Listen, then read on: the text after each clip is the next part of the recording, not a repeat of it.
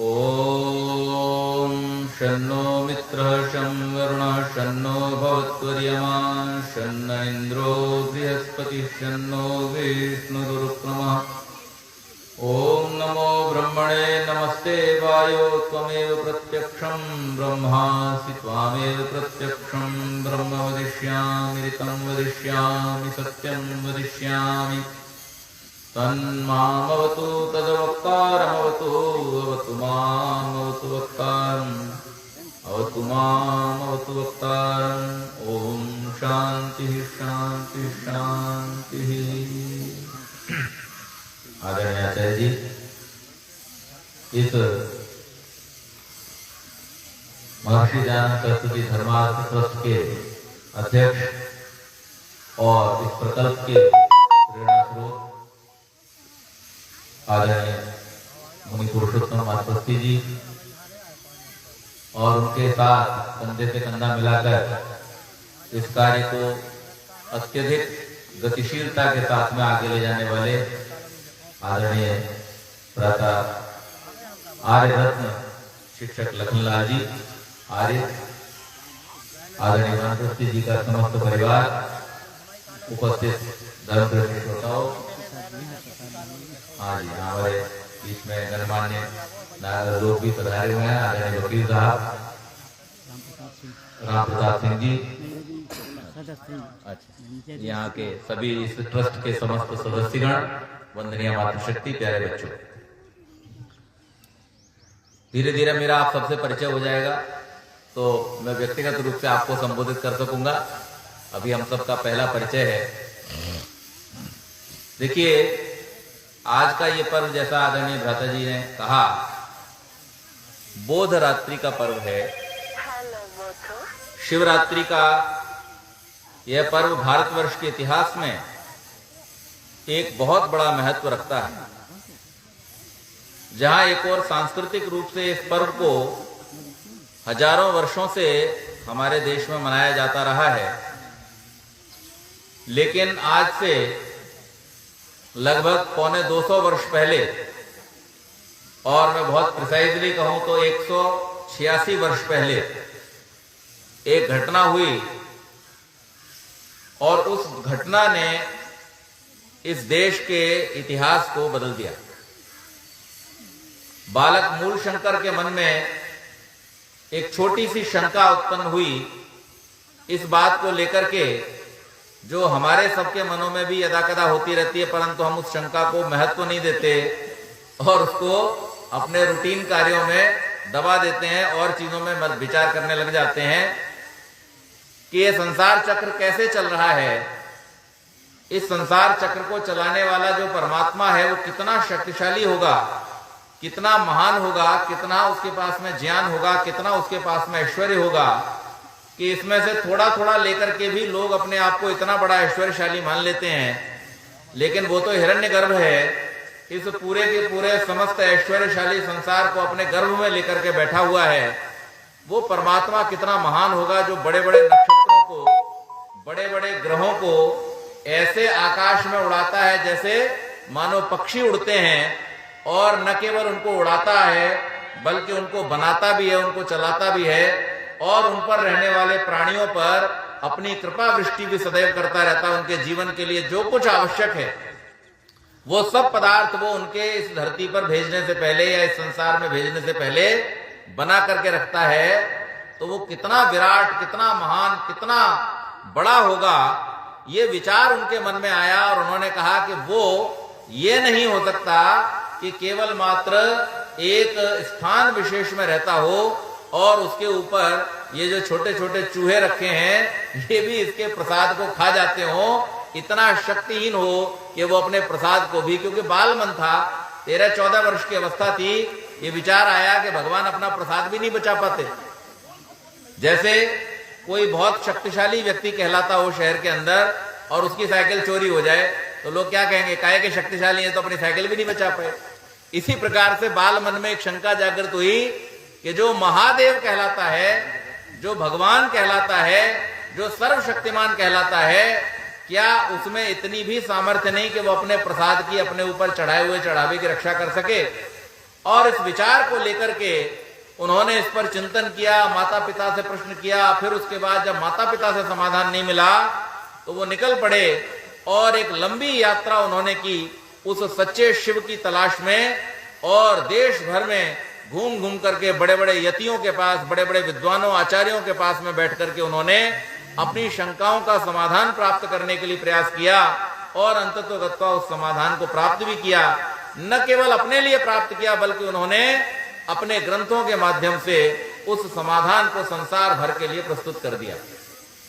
लेकिन जो सबसे बड़ी घटना हुई वो ये कि जो यात्रा इस दिन से शुरू हुई महर्षि दयानंद सरस्वती की, जो उस समय केवल मूल शंकर थे, उस मूल शंकर की यात्रा ने इस देश को जब घूम घूम करके देखा तो उनको ये पता चला कि ये इतना बड़ा वैभवशाली देश आज पराधीन हुआ पड़ा है। और उनके जो गुरु थे स्वामी विरजानंद जी दंडी महाराज,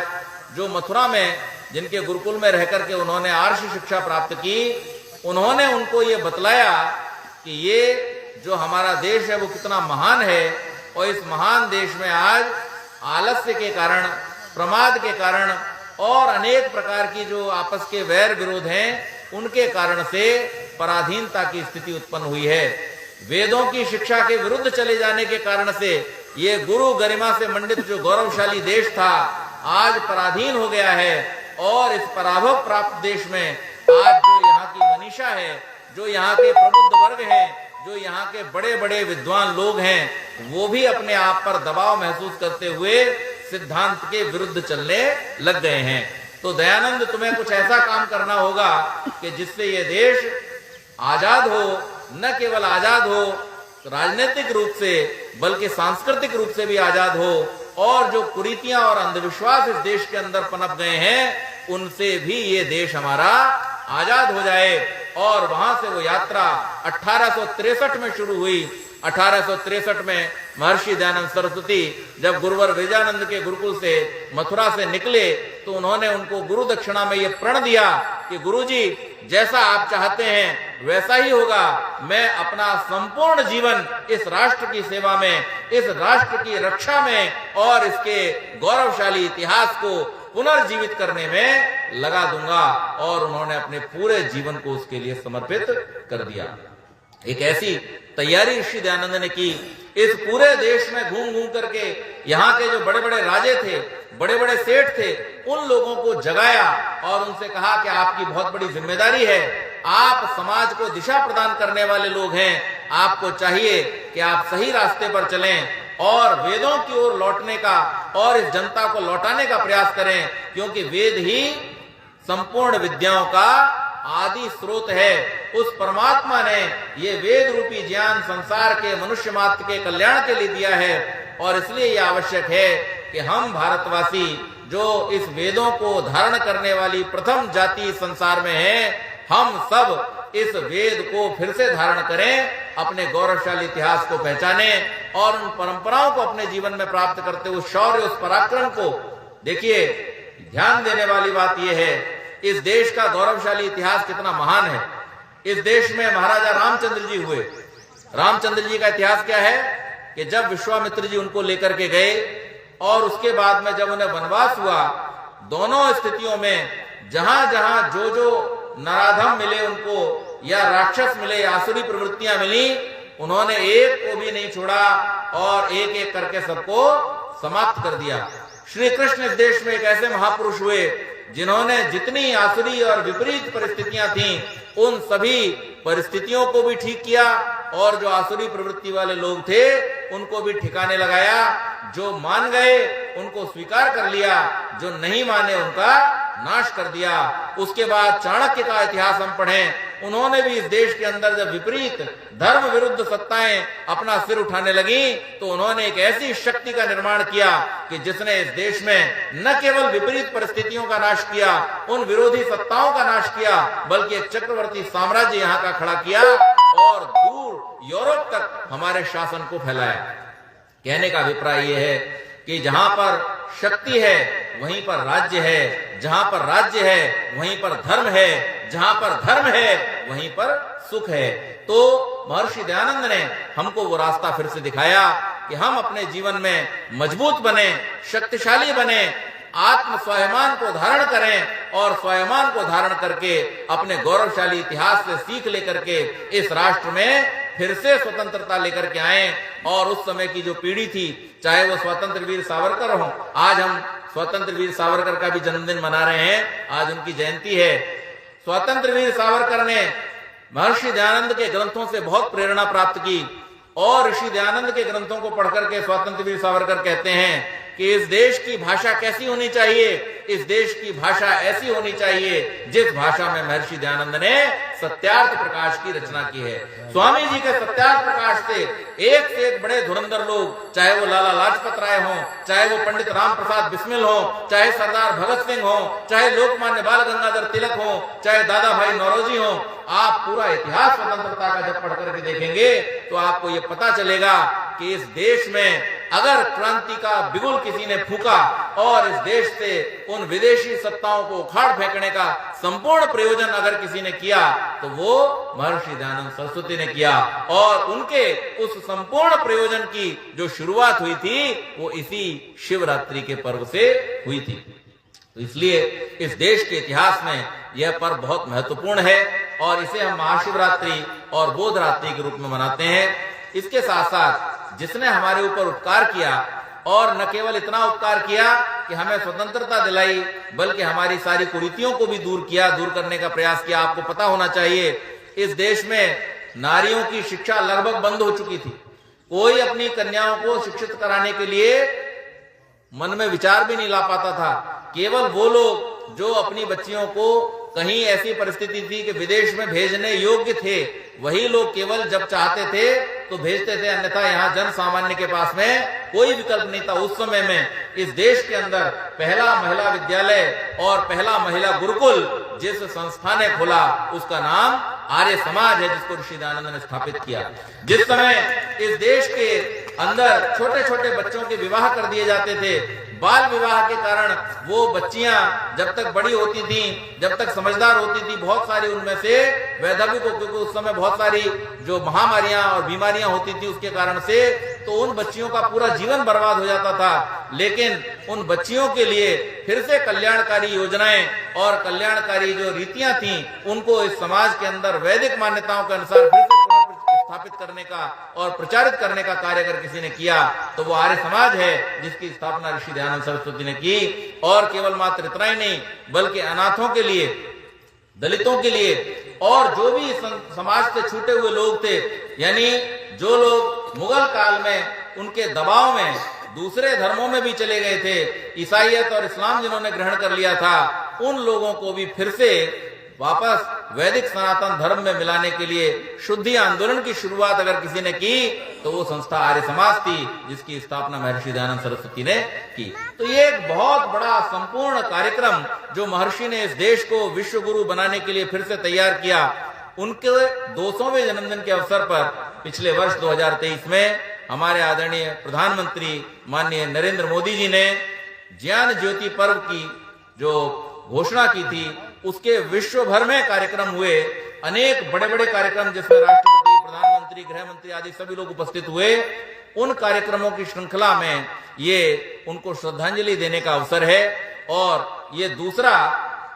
अंतिम कार्यक्रम है, जिसे कहते हैं सेकंड लास्ट कार्यक्रम है। इसके बाद जो अंतिम कार्यक्रम है वो 29 और 30 मार्च को होने जा रहा है मुंबई में, जो आर्य समाज का 150वां स्थापना दिवस है। कि जिस संस्था ने इस विश्व को जगाया, जिस संस्था ने इस विश्व भर के समस्त वैज्ञानिकों को भारत की वैदिक परंपरा के सामने नतमस्तक किया और आज पूरे विश्व में जो तकनीकी उन्नति हो रही है, टेक्नोलॉजिकल डेवलपमेंट जो हो रहे हैं, उन सब टेक्नोलॉजिकल डेवलपमेंट को आज वैज्ञानिक बड़े गर्व के साथ कहते हैं कि इनका मूल कहीं ना कहीं वेदों से ही हमको प्राप्त हुआ है, संस्कृत भाषा से ही हमको प्राप्त हुआ है। ये गौरव अगर वेदों को और संस्कृत भाषा को फिर से किसी ने दिलाया और उसको पूरे विश्व में स्थापित किया तो इसका श्रेय महर्षि दयानंद सरस्वती और आर्य समाज को जाता है। श्याम जी कृष्ण वर्मा को ऑक्सफोर्ड में भेज करके उन्होंने वहां के जो बड़े बड़े लेखक, विचारक, चिंतक थे, जो पाश्चात्य देशों में अपनी कम जानकारी के कारण से अनेक प्रकार के अनजाने में ही अपराध कर रहे थे इस रूप में कि वेदों की बुराई किया करते थे, भारत की बुराई किया करते थे, उन लोगों को जब ऋषि दयानंद ने अपने पत्राचार के माध्यम से इन बातों का स्पष्टीकरण दिया कि आप आइए और इन वेदों के मूल ज्ञान को समझने का प्रयास कीजिए, आप इनके बारे में ऐसी गलत टिप्पणियां मत कीजिए, तब उन लोगों ने ऋषि दयानंद के ग्रंथों को पढ़ा। ऋग्वेद आदि भाष्य भूमिका जैसा वैज्ञानिक ग्रंथ जो ऋषि दयानंद ने लिखा, उसका परिणाम यह हुआ कि एक और जहां मैक्स मुलर जैसा विद्वान अपनी अगली पुस्तक लिखता है तो उसका नाम क्या रखता है? India what it can teach us. जो मैक्स मुलर कहा करता था कि भारत तो सपेरों का देश है, गडरियों के गीत हैं ये वेद जिनकी ये महिमा करते रहते हैं, वही मैक्स मुलर लिखता है India what it can teach us में कि जब हमारे लोग यूरोप में अपने रंगे पुते शरीरों पर पत्ते और खाल लपेट करके घुमा करते थे जंगली बन करके, उस समय में भारतवर्ष ने वेदों और शास्त्रों के आधार पर एक बहुत उन्नतिशील संस्कृति का निर्माण कर लिया था। न केवल इतना बल्कि उसने इस बात को भी स्वीकार किया, इस बात को भी माना कि Rigveda is the oldest book in the library of world. Doctor Jackson Davis जब ऋषि दयानंद के कार्यों को देखता है, पढ़ता है तो कहता है I behold a fire that is universal, the fire of infinite love which can burn, which can dissolve everything to their its purification over the fair field of Asia, Europe, Africa and America. This fire is spreading. वो कहता है कि मैं एक ऐसी अग्नि को देख रहा हूँ जो अप्रमेय प्रेम की अग्नि है, जिस प्रेम को नापा नहीं जा सकता, जो विद्वेष को भस्मसात करने के लिए प्रज्वलित हो रही है। वो अग्नि एशिया में, यूरोप में, अफ्रीका, अमेरिका और सुदूर क्षेत्रों में फैलती जा रही है। जब पूछा गया डॉक्टर साहब किस अग्नि की बात कर रहे हैं, तो वो कहते हैं वो अग्नि है आर्य समाज जो ऋषि दयानंद के हृदय में पैदा हुई। तो आर्य समाज का जो इतिहास है वो विश्व को दिशा देने वाला इतिहास रहा है और आज हमारे सामने गौरवशाली क्षण आया है कि हम सभी उस क्षण के साक्षी बने कि जिसमें आर्य समाज अपनी इस गौरवशाली यात्रा के 150 वर्ष पूरे करने जा रहा है। तो मैं यहाँ पर आया हूँ, इस कार्यक्रम के लिए तो आया ही हूँ, लेकिन आप सबको निमंत्रण देने के लिए भी आया हूँ कि आप सब बंबई पधारें। 29 और 30 मार्च को एक बहुत ही भव्य कार्यक्रम का आयोजन किया जा रहा है। सारी जानकारी हमारे भ्राता जी लखनलाल जी के पास में उपलब्ध है, मुनि जी के पास में उपलब्ध है। आप अधिक से अधिक संख्या में पधार करके राष्ट्र के प्रति और उस महामानव महर्षि दयानंद सरस्वती के प्रति जो हमारी कृतज्ञता है उसका ज्ञापन आकर के वहां पर करें। ये छोटी सी श्रद्धांजलि मैंने महर्षि दयानंद के चरणों में अपनी वाणी के द्वारा समर्पित की है। आप सभी का बहुत बहुत धन्यवाद। इति ओम।